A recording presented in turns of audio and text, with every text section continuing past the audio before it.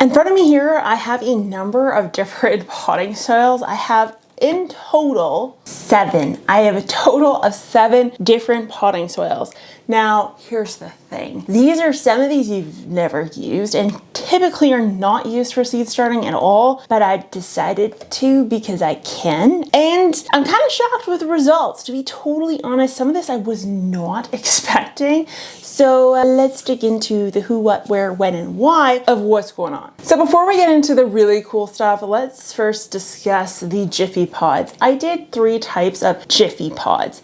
The first one is going to be the nylon netted jumbo ones from Jiffy. The next set is the regular sized Jiffy pods. And then the one after that is the cotton wrapped coir pods, and those ones I got from Amazon. Yes, I did. I'm looking at the box right now. Yes, from Amazon. So I will link all 3 of these down below if you choose to go this route. But this one I was a little bit shocked by. So these larger ones are ones I don't normally use, and I accidentally purchased them incorrectly. So into every single one of these, I planted jalapeno peppers. They're from the same package and everything. Now, the first thing to note about this larger sized peat pod is that I'm still getting some seeds germinated. Yeah, that's right. I have another jalapeno pepper just popping up today, despite the fact that this was on a heat mat and everything. Now, the reason for this, I do believe, is because it is a larger sized cell, meaning that the heat may not have been able to reach up to that jalapeno seedling or seed that I had planted a little bit higher in the whole system. Now, this isn't necessarily a bad thing unless, of course, you're in a rush and you need things to germinate a little bit quicker. The other benefit here is that I'm going to be able to keep probably both of these peppers in this larger cell for quite a while, just solely based on the size. One thing I'm noticing with this is that the root system, I think you could argue right off the hop, is much more robust because it's already making its way out to the edges and down through the bottom. And if we just take even the radius of this and think about how far that root had to travel compared to these other ones, we can already see that the root system in and of itself is larger. So that extra room provided that. Now, the downfall to this is the later germination and the fact that I did replicates of 3 for all of these seed starting mediums, and let's just say 2 of them have no signs of life. So the other argument could be that the sheer size of this caused issues. Not only did the heat not get there, but it has a lot more moisture holding capacity. And that excessive level of moisture holding capacity may have been the demise of some of the seeds that were in here, meaning they probably rotted due to the excess levels of moisture and the fact that this entire system as a whole never really dried out and it always stayed pretty darn moist. Some cases, this may not be the route you want to go, particularly with seeds that are very sensitive to potentially dying off or rotting away. Now, next up is your classic Jiffy pods. These ones, I think you guys know all too well. They're just the normal sized pods, and the root system here is pretty robust. The plant itself has a slight edge on the one that was in this larger pod, and by slight edge I mean it has 2 extra leaves, true leaves on it. The material on the outside is either I didn't get the name brand Jiffy or something. I'll put a link down below to what this is, but this one actually has the cotton and not the netting. So because of the cotton that is present, I did actually end up with quite a bit of algae and some signs of mold beginning to pop up. And the netted one, I didn't get that whatsoever. Now, the root system seems robust and healthy. It's already starting to kind of come out on the edges, but there is that algae crusting on the surface, which can cause issues in some cases, but I'm going to do a whole video on just mold, algae, and that sort of thing with your potting soil. So I'll make you guys wait for that. But needless to say, they performed, but not nearly as well as some of the other ones did that were in just your classic plastic cells. Next up is your coconut coir pod. I've never had luck with coconut coir. I don't know what it is. One thing that made me think this is a little odd is the fact that it got so long so quick. So it actually is physically leggy, which makes me wonder if there's some sort of nitrogen fertilizer in here, which makes zero sense. But it is really leggy despite the fact that it's in the same tray, obviously under the same lights, and it also has a really light green leaf, which usually also is a sign of excessive levels of nitrogen or just rapid growth. Now the leaves themselves are also very tiny, and I sometimes wonder if that is because of the salt content you can sometimes find in coconut coirs. Now, I'm not knocking coconut coir, I just haven't had good luck with it. There are plenty of people out there that have found brands that work beautifully for them. And please, if you have a coconut coir that works, continue using it. Don't listen to what I'm saying. But for me, this is another coconut coir fail. The seedling it looks sick. It does not look healthy at all, unfortunately. 2 pods with nothing that germinated and 1 pod with a very sick looking seedling. Let's get into the exciting forms of seed starting mediums that I used. So the one that you see on the far right is actually your Promix potting soil, meaning I use just a classic potting soil, one that's meant for adult plants, and it's made for actually containers and larger planting systems. I did this solely because I was curious to see what happened. I oftentimes have recommended not ever using a potting soil because the fibers are a little bit longer. The perlite tends to be a little bit chunkier. You combine that with either organic or synthetic fertilizers that are usually present, which can cause leggy growth or light green growth. But in this case, I really got burnt because nothing germinated at all. I actually have a shocking amount of salt accumulated on the surface of all 3 of these cells, where again, nothing germinated. Obviously, all the seedlings were in the same light, on the same container, etc. and so forth, same water. So the fact that none of these germinated is so bizarre to me. Now, here's the thing. I don't think that Promix potting soil is going to be harming your full-grown plants. I think it's meant for that. What I do think is that you should probably skip it when it comes to seed starting because very obviously it did not work for me. So second in from the right is actually my straight vermiculite trick. So this is the trick that I normally only use for smaller seeds that are flowers. So I'm talking petunias, snapdragons, pansies, stasis, alyssum, lobelias, that sort of thing. But I thought to myself, what the heck? I'm going to try it with pepper plants just to see how it performs. I kind of suspected it wasn't going to perform the same way or as well, but I was wrong. The vermiculite only seedlings probably have the largest leaves by a long shot, and they're also the most short and stout plants, so they're not showing any signs of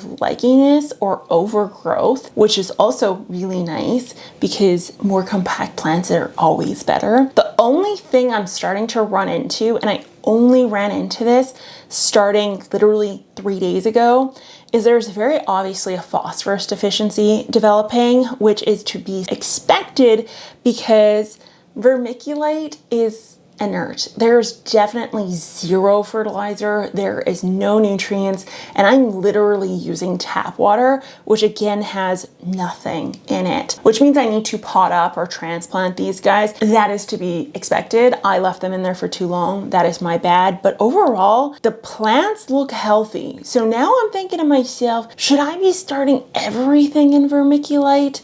Because my flowers do really well in vermiculite only setup. I don't know, but it would be potentially really expensive, and another issue is that I'd really have to watch and be on top of my potting up or my bumping up process. Whereas when it's in a potting soil, I can kind of set it and forget it to a degree. So I'm still kind of on the fence about if I want that level of stress or that level of focus to happen. But regardless, it did really well. The center cell, I did get no germination, and actually every single trial I did out of the 3, there was 1 cell that didn't germinate, which can make sense because because these seeds are from 2023 and they had a 98% germination rate in 2023. We are in 2025, so these seeds are 2 years old now, which may be the reason for the lack of germination. The next one is actually Miracle-Gro seed starting soil. So here's the thing. I've got one plant that is really leggy, really long with really light green leaves that are beginning to kind of cup and curl, which is usually a sign of excessive levels of nutrients. But then I have another plant that germinated that is probably the most short and stout out of all of the plants in this entire experiment. And it's in the same growing medium, which kind of makes sense with this bag particular I had, because there's a lot of large particles in it. I'm talking chunks of wood, leaves, you name it. It's not a great quality potting soil mix. So if I was to leave this little guy in here for a little bit longer, maybe it will end up kind of mimicking this really light green leggy looking friend beside it. And if you want to know the end results of it, then just come follow me on Instagram, because I will show the progress of this little tiny seedling, kind of where it lands. But right now I've got two very different results. And again, it doesn't shock me given the unevenness of the potting soil as a whole and just what I've experienced from this potting soil with a lot of the seeds I've tried to start in it this year. It just seems very uneven, which is not nice. It's definitely not homogeneous. It's got a whole bunch of different stuff going on. Now, the one on the far left is probably the most bizarre choice I've made. Why I made it, I don't know. It is from a shrimp tank medium. So it's called stratum, fluval stratum, and it is meant for literal shrimp. It's meant for a plant tank. So it's meant for growing aquatic plants, and it is quite literally clay. So it is clay that is kind of put and made into these really tiny microscopic mini ball looking things. And I've used it with my houseplants for cuttings. I've also used it semi-hydroponically with my houseplants, and I've gotten really good results from it. Now, here's the thing with a seed starting setup. I had the highest germination rates out of this one. So I had 4 seeds total that actually germinated in the fluval stratum, and I had 2 of the 4 die. And the reason 2 of the 4 passed away is because there is zero water holding capacity in fluval stratum. Fluval stratum is completely reliant on there being water present. It doesn't hold water at all. And so I let things dry out too much, meaning I didn't have water in this bottom tray. And that was ultimately the demise that happened in the 4 seedlings that had germinated. So if I would have kept a better eye on it, you could argue that one had the best germination rates. Now, obviously, that time that I let things dry out, it caused a little bit of stress to the 2 that actually did make it. So they're not looking the healthiest either. So I kind of failed you guys on this one, because if I would have paid a little bit more attention to it, I do think it probably would have been very similar to the Vermiculite side of things. Now, one is incredibly leggy again, whereas the other one is more like short, stout, and petite. I do think that this legginess on this one is a lighting issue, because when I went down, it was like one of the first ones to germinate, and I didn't have the lights set at the right height. So it was actually my sacrificial lamb to tell me that my lights were too high. So I actually moved the lights down after this one had germinated, because it was giving such poor signs of growth. So that one, unfortunately, was the first one to tell me things are going wrong. And now, given this doesn't have nutrients in it, similar to like a Vermiculite, there isn't much going on there. And so does that mean that maybe these ones could have deserved to be potted up a little bit sooner? Probably. The maybe benefit to this is that because it's fluval stratum, I can literally pull this plant out and the whole plant roots and all are going to come out. Nothing's going to break, and the fluval stratum will be left behind. And what that means is that it's completely reusable indefinitely. Now, the root systems you can actually see on the surface of the soil. You can kind of see them coming out and going back in. And yeah, so you can already kind of see how loose the roots are in there. Is this a benefit? I don't know. It was a complete experiment. Like, it was a total Hail Mary. I did it for fun. I had one last row and I was like, what can I put in there that's gonna be cool? And I put fluval stratum. I mean, it was between that and I was gonna literally just do straight tissue paper. Now, when I compare the two containers side by side, the worst germination rates were hands down in these netted kind of compact pod thingies compared to the actual trays itself. But the seedlings that popped up inside of the compact pods is a darker green, and it actually to me looks like a healthier leaf when compared to what is in the cells. So what I think could be happening here, and the fact that all of these plants tend to be almost a lighter color, is that because I had to keep the bottom tray saturated, I had a lot of fertilizer and material moving around between all the cells, and just through capillary action probably getting soaked up into these.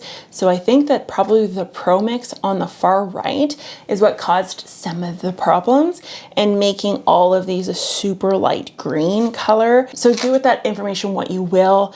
What I do think is if the Promix potting soil wasn't in here, I would expect these to be a darker green because everything in here is completely inert except for the Miracle-Gro potting soil mix, which has a little bit of fertilizer and a crap ton of salt, because holy macaronis is there salt on top of this one. There's more salt on top of that seed starting mix when compared to the Promix seed starting mix. Now, none of these have mold except for that Jiffy pod with the cotton on the side. And the reason they don't have mold has nothing to do with the potting soils themselves. It has to do with the fact that I top dress everything with vermiculite, and that is quite literally my hack for avoiding any sort of mold. And so that's why you don't see any mold on here. Maybe I should have skipped the addition of vermiculite on the top, because I can guarantee you that Promix potting soil and the seed starting mix would have molded if I wouldn't have put the vermiculite on top. Now, if you want to learn more about why you're seeing algae or mold or salt buildup in your potting soils, then you're going to want to check out this video right here. And that video is what Google says you should watch. So I'll talk to you guys next time. Bye.